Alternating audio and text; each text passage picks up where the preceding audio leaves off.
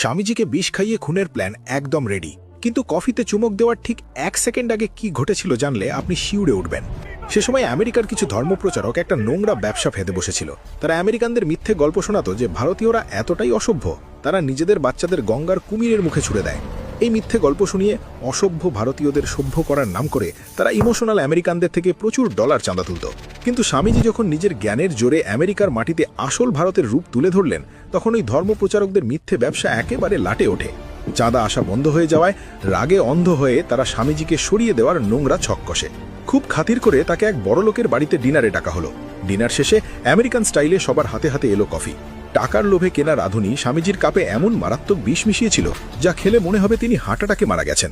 স্বামীজি সেই বিষ মিশানো কফির কাপ সবেমাত্র ঠোঁটের কাছে তুলেছেন, ঠিক তখনই ঘটল এক অলৌকিক ঘটনা। হঠাৎ তিনি স্পষ্ট শুনতে পেলেন তার গুরু শ্রীরামকৃষ্ণের গলা। ঠিক কানের কাছে কেউ কড়া ধমক দিয়ে বলে উঠল, নরেন থামো, ওটা খেও না, কফিতে বিষ আছে। হাত থমকে গেল স্বামীজির। তিনি কাপটা নিঃশব্দে টেবিলে নামিয়ে রাখলেন। আর এভাবেই নিশ্চিত মৃত্যুর হাত থেকে বেঁচে যান বাংলার বীর সন্ন্যাসী। গুরু শিষ্যের এই অলৌকিক যোগাযোগ গায়ে কাটা দেয় না? বুকে স্বামীজির জন্য একটুকুও শ্রদ্ধা থাকলে আজ কমেন্ট বক্স শুধু প্রণাম লিখে ভরিয়ে দিন। আর এমন গুপ্ত ইতিহাস জানতে সাবস্ক্রাইব করুন